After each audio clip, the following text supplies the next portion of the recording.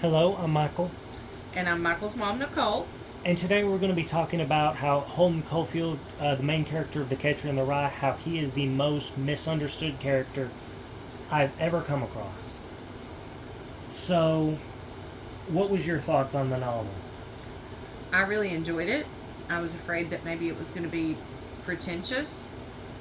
Instead, I saw a character that, if you didn't read the book, maybe seemed unsympathetic. But once you learned his motives and understood why he is the way he is, he's actually a really nice person that's endured some things that are hard to deal with. I'd say that fits it well. The Catcher in the Rye is in my top four favorite novels of all time. The others being The Little Prince, Little Women, and Blood Meridian.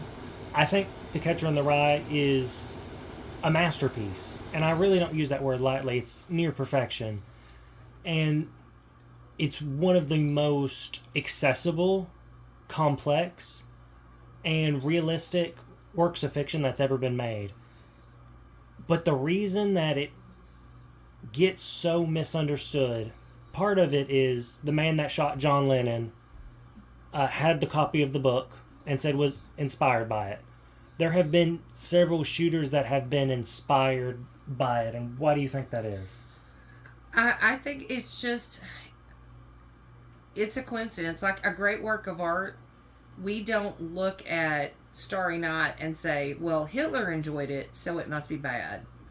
About the same context, just because it moved some of those people, there's lots of other people that it spoke to on a different level. They're just not famous. So we only see the bad people that are inspired by it rather than the good. You're right about that. It There's no correlation. There's no point anywhere in the novel, with the exception of one brief point where Holden advocates for any form of violence. He does get into a fist fight with his roommate at a school, but that's it. So the concept of the book is he gets kicked out of his boarding school for bad behavior and wanders through New York and has to come to grips with growing up. As a 16-year-old, the fear of growing up is a lot on anybody. He's having to deal with this while feeling like he can't go home. And he internalizes his fears by being slightly judgmental over some people. He thinks that people that use certain words are annoying. He thinks that the entire adult world is phony. That's a word he uses a lot, is phony, and it's because he feels like there's no honesty left, and he tries to find it in so many adults, and he can't. Not only is he dealing with these things, he found his 5-year-old brother dead and is still grieving the loss even years later. And it actually comes across as the person who everybody says is horrible. He puts his siblings on a pedestal. He puts a lot of people on a pedestal. There are so many times in the book where there will be long descriptions of different people that he cares about, even people he doesn't know that well. So it's not remotely accurate at all to say that he's just this hateful person. He speaks bad about Stradlater, his roommate. He speaks bad about the adult world.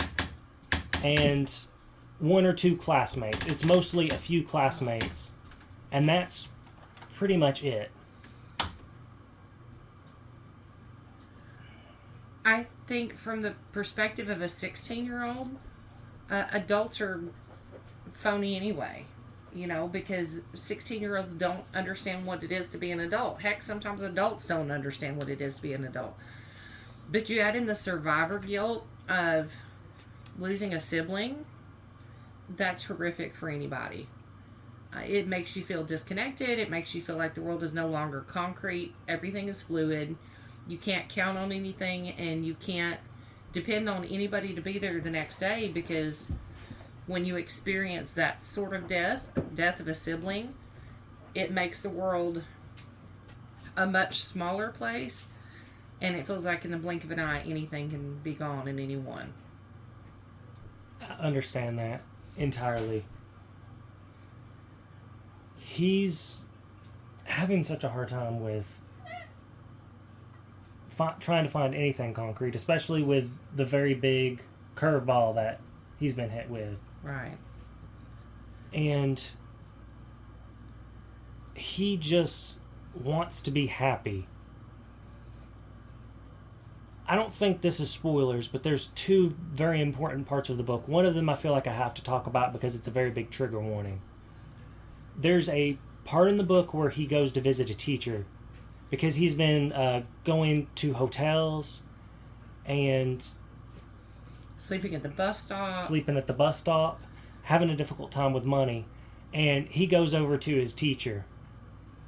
They talk for a little while. The teacher gives him some advice about how he should view other people, how he can be a bit too pretentious with some people, and he needs to be more accepting, and then lets him sleep on the couch.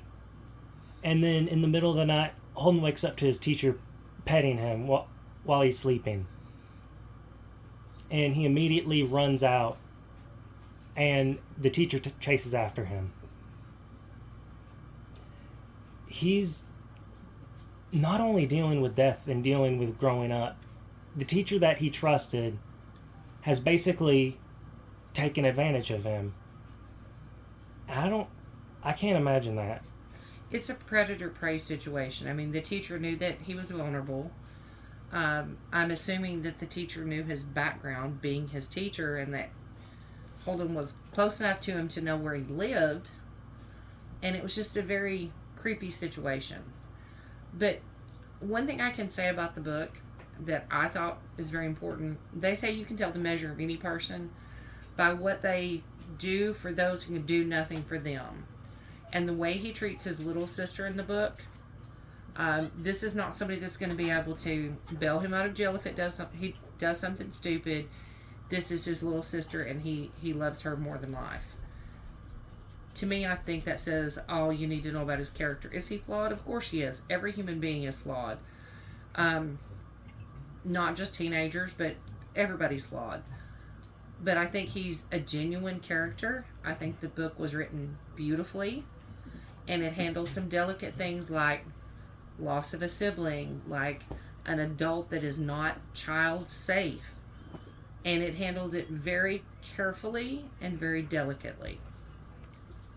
It does, and one thing that I just realized was this is another form of people misinterpreting the book, because there's a big amount of discourse that's like, was the teacher really creepy around him, or was he just being friendly?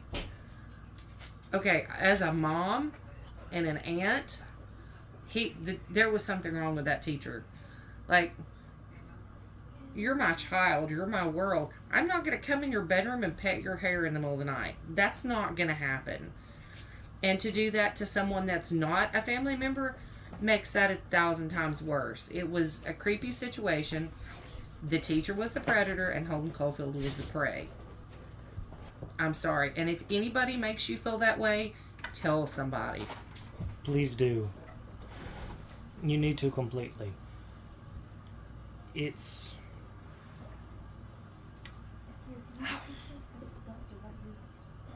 a lot to process with the book, because it's one of those situations where people either love it or hate it. But even those that love it, sometimes I think misinterpret him as the bad guy. And he's just a kid, and he's a kid that feels disconnected from his parents. He's a kid that obviously is not safe around some of his teachers. The people he goes to school with are, in some cases, financially more stable than he is, and therefore maybe he feels like they're putting him down, or he's not worthy. It does. That's how it is completely. And you are right about it feeling like that's one problem he has with the phoniness of the adult world, because some of the higher ups at the school will be nicer to the parents that are rich as opposed to not. And he's been shown to be very compassionate for people of all social classes. Absolutely. he struggles with his faith throughout the book. He likes Jesus, but he doesn't really know if he believes in him. And he still donates a very large amount of money to some nuns when he was basically homeless, because he just liked their personality and because he just knew that they were being genuine and they could help people. That part of him is throughout the book from the very beginning to the very end. Do you know why it's called The Catcher in the Rye? I do not. In the book, he's talking with his sister Phoebe, and he says he has this dream where there's a bunch of children that are trying to run off a cliff, and he's the one that's there to catch all of them. He calls himself the Catcher in the Rye. He thinks of himself as a protector of children, and he has to catch them because nobody catched him. He lost his innocence, not just because of his teacher. He says after his teacher did that to him, that it happened 20 times in his life. He's lost his little brother, and he was the one that discovered him. And he's struggling as a bisexual kid in the 50s, who the girl he's in love with is dating the biggest douchebag in the whole school. And he just doesn't know how to grow up. He doesn't know who's going to help him. All he cares about is protecting Phoebe and protecting the other children. And the only part of the book where he gets really aggressive is he does like punch strad ladder, but he goes to Phoebe's school and then he has to use the bathroom, and he sees some graffiti on the wall that says a swear word, and he said he wanted to find the person that did that and break their school, because that's another form of him protecting them. He wants to run away from everything, but he wants to make sure Phoebe's all right first. There's a part in the book where I think due to his brother's death, he's worried that any little thing that could happen is going to die. Like, he falls into like an ice pond and he's convinced he's going to die from hypothermia. And all he's thinking about is, I'm glad that I'm going to die here because I don't want her at my funeral. I don't want her to be sad. I want her to just accept this as well as I can, and I want to protect her from the death I had to endure. And while he's dying, all he can think about is his brother Allie, and all he's asking him is, please don't let me disappear. It is a book that invokes so many emotions, and it's so relevant no matter your age, no matter your financial status, no matter where you are in life. It shows the resilience of somebody that even though he's lost one of the most important parts of his world, he has to keep going. Even though he's lost the girl that he's in love with, he has to keep going. Even though, you mentioned it 20 times he felt he had been taken advantage of. That makes me nauseous. Who could do that to a child once? He's endured it 20 plus times. There's a multitude of reasons why he wants to be the Catcher in the Rye. There's a multitude of reasons why he wants to protect people. And as far as being a hypochondriac, that's actually normal after losing a sibling, because death becomes real. And when you experience that at such a young age, it makes it 100 times worse. I think the whole point of the book is he's not just a good person. He's a human being that struggles with things.